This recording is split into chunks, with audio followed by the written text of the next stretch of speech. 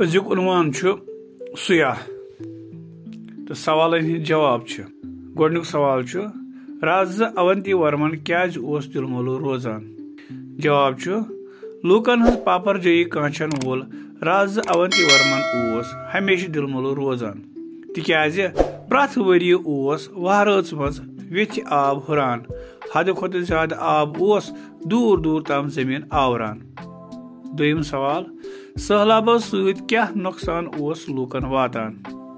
जवाब सहलाब ओस फसलस मालस तो जायदादस लरन तो चारवायन तबाही करान।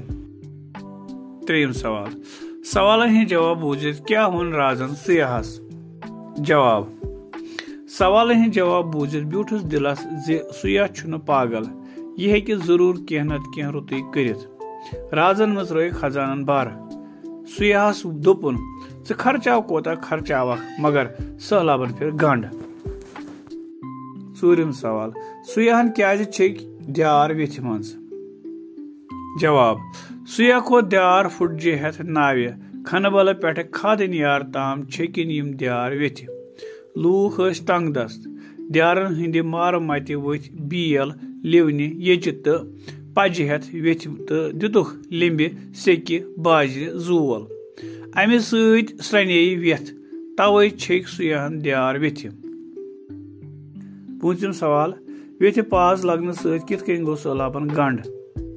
जवाब वेथ मन समेवन मलबो खोद बठन पेठ बठ थदे तो वेथ लोग सनर येले वेथ पाज लोग एकदम वोत आब तो सहलाब गो जन ते गब। शेम सवाल वजीर बनित कम जबर कामि कर सुयाहन।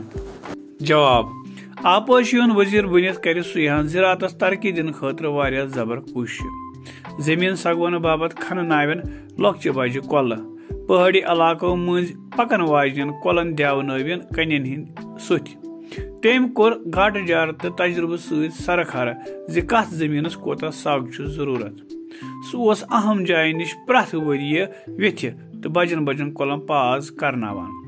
सुयाहन बसो वेथ बठिस पेठ अख गाम या सुयाहपुर नाव ओस तो वन सोपोर वनान।